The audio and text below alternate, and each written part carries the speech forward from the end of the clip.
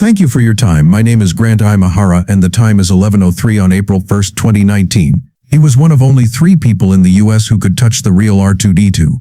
Studios gave him million-dollar secrets to keep safe. On Mythbusters he made things that were not possible. But behind the scenes he was thinking about something very dangerous. In July 2020 he felt dizzy while having dinner with his fiancée. Within hours medics were working hard to save him. After 3 surgeries his family had to make an awful choice. This is what really happened. His birthday is October 23, 1970, and he was born in Los Angeles. Carolyn, his mother, raised him by herself when things were hard. She went to school for business at night and worked 12 hours a day at an accounting company.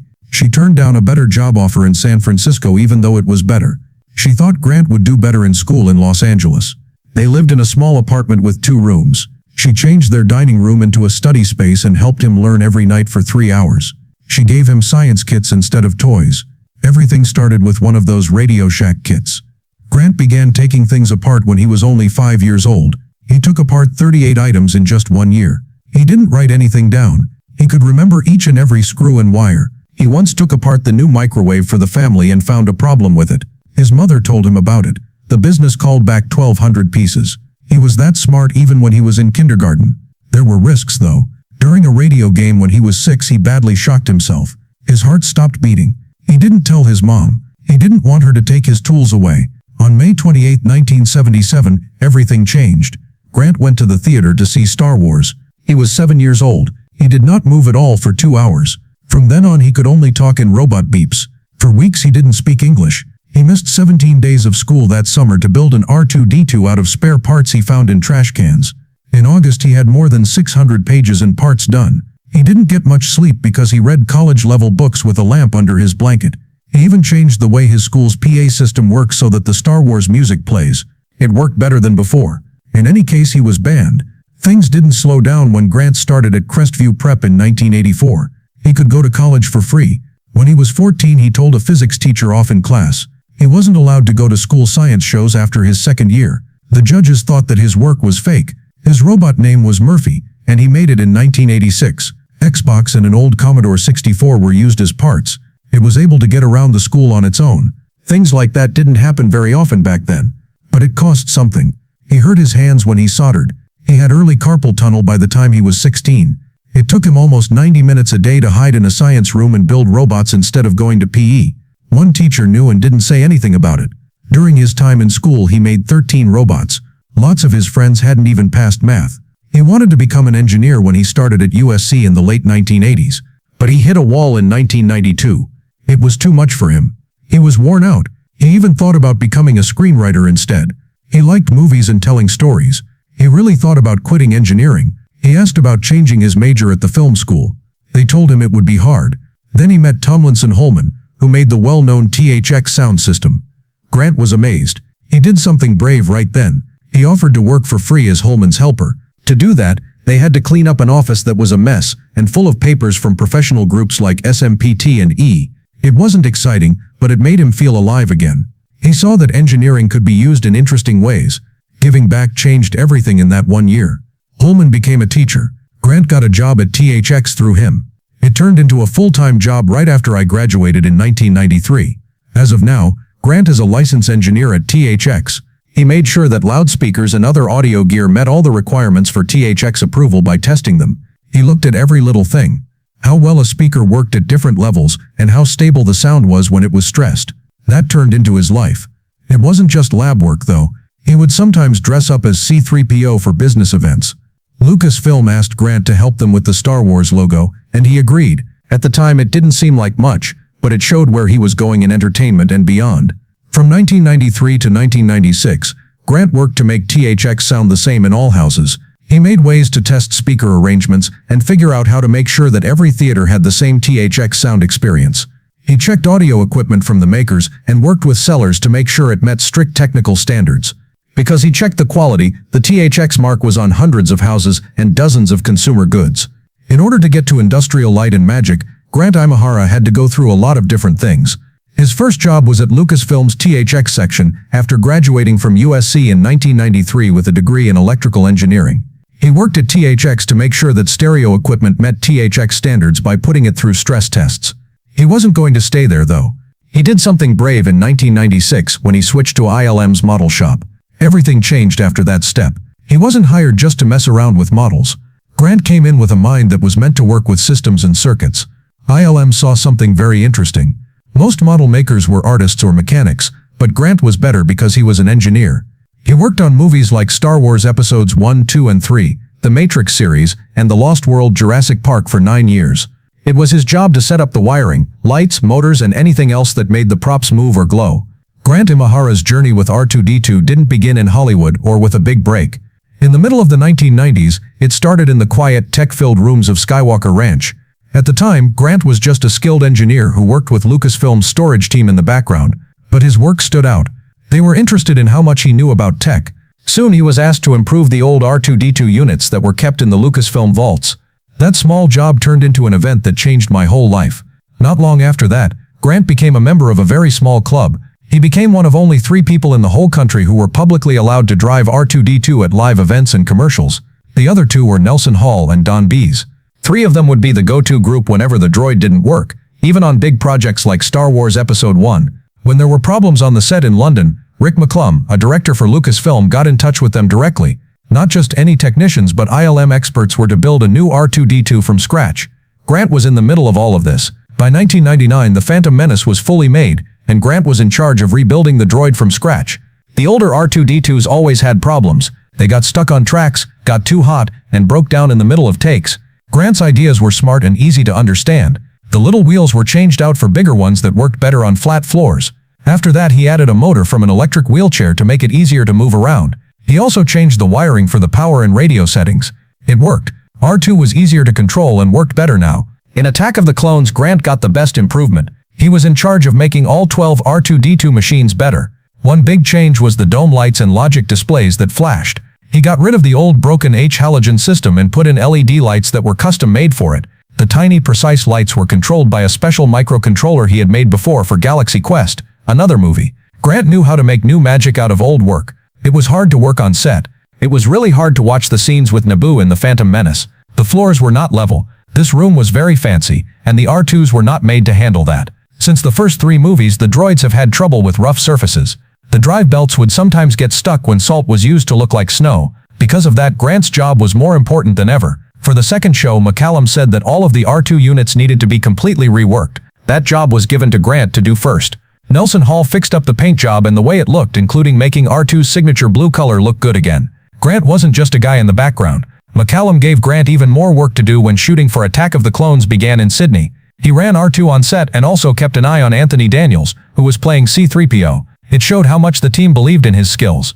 Grant kept building when he wasn't working.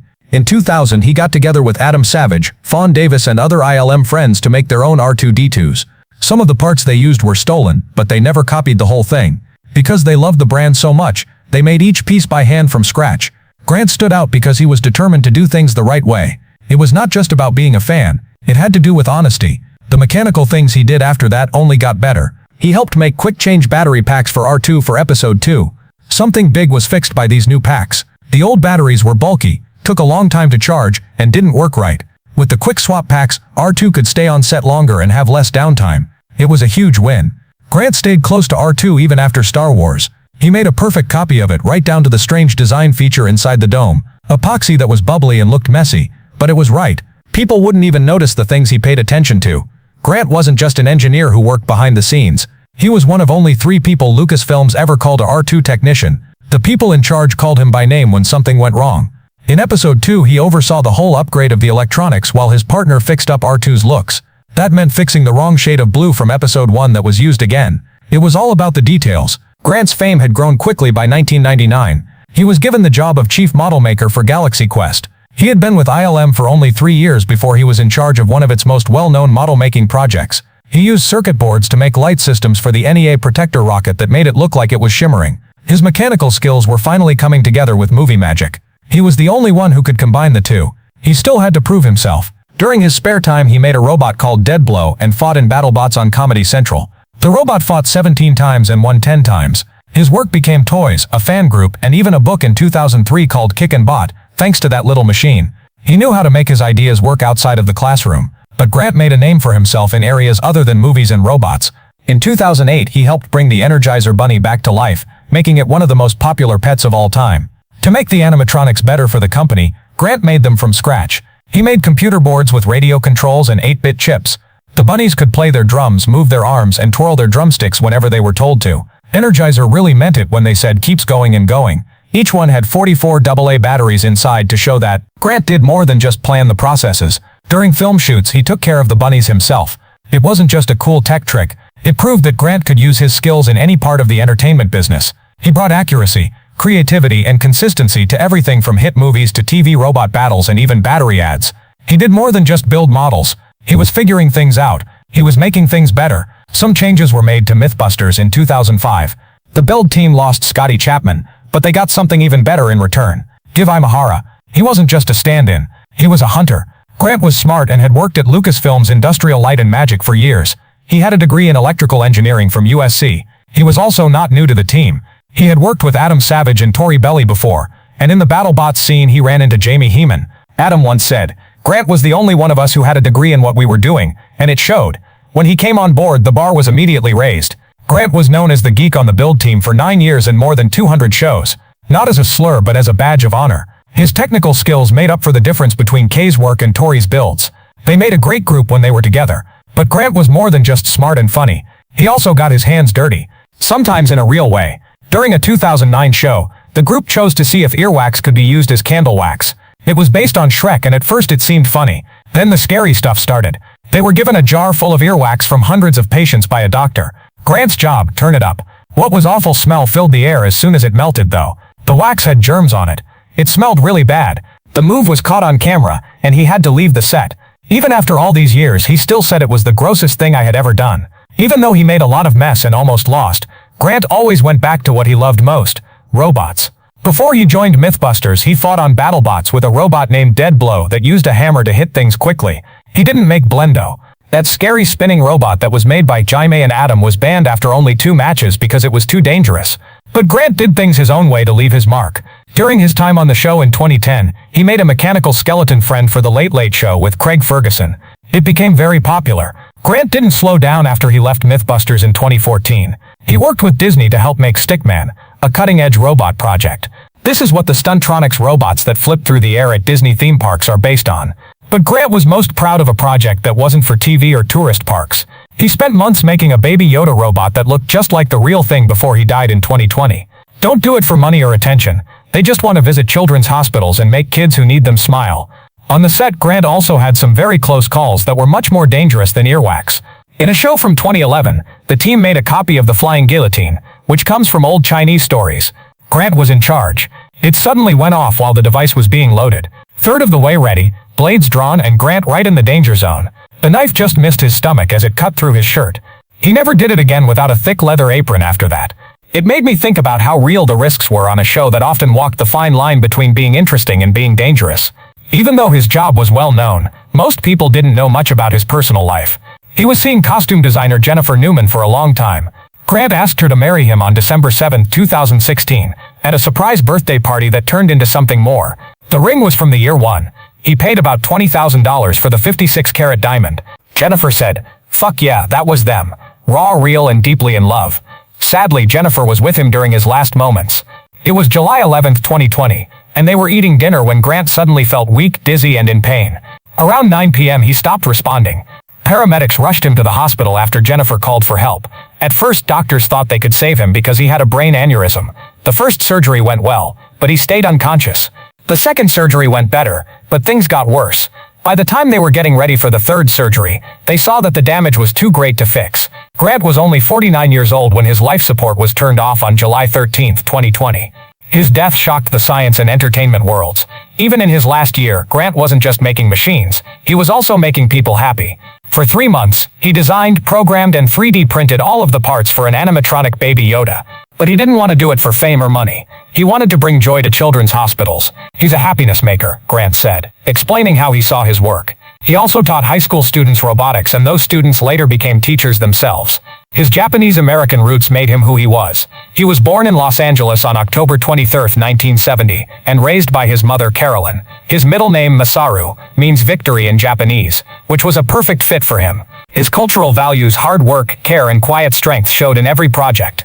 From 2005 to 2014, he was on Mythbusters, but he did more than just bust myths. He showed Asian Americans that they could be engineers, creators, and movie stars. He changed the electronics on R2-D2 and redesigned the Energizer Bunny, and at every turn he broke barriers.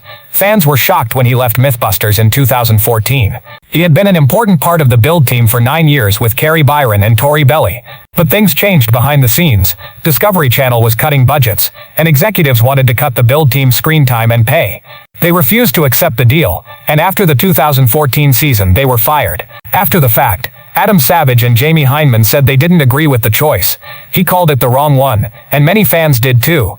The show felt empty without the build team. Ratings dropped, and after 2 seasons it ended. That mistake cost the show everything. But Grant didn't stop there. In 2016, he got back together with Carrie and Tori for a new Netflix show called White Rabbit Project. The first episode aired on December 9th and was about crazy things like jailbreaks, superpowers, heists, and even weird wubby hoop weapons. Each episode had 6 items to test, and they built things, did experiments, and ranked their results. People loved the energy. It was still a good show, but Netflix canceled it after only 1 season because the sets cost a lot more than planned, and the format rushed through too many things at once. Grant was upset because he saw it as more than just a show, and saw it as a way to keep teaching science in a fun way. Then something truly magical happened. In March 2020, Grant showed off his baby Yoda. This wasn't a toy. It was a full animatronic figure that moved, blinking and tilted like a real person. He built it in just 3 months after watching a few episodes of The Mandalorian.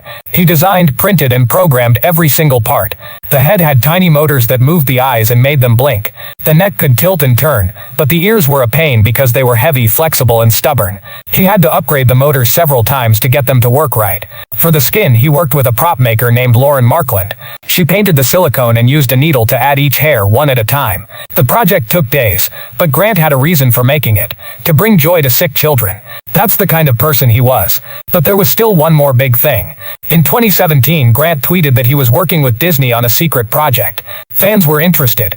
In 2018, the secret came out. He was the mind behind Stickman, a crazy new Disney character. It was a robot that could flip through the air like a human stuntman. It looked like a simple stick figure, but it was very smart on the inside. A few months later, Disney showed off the next version, called Stuntronics. These were more advanced robots that could take off, adjust in the air, and land safely. Grant had helped figure out how they did this.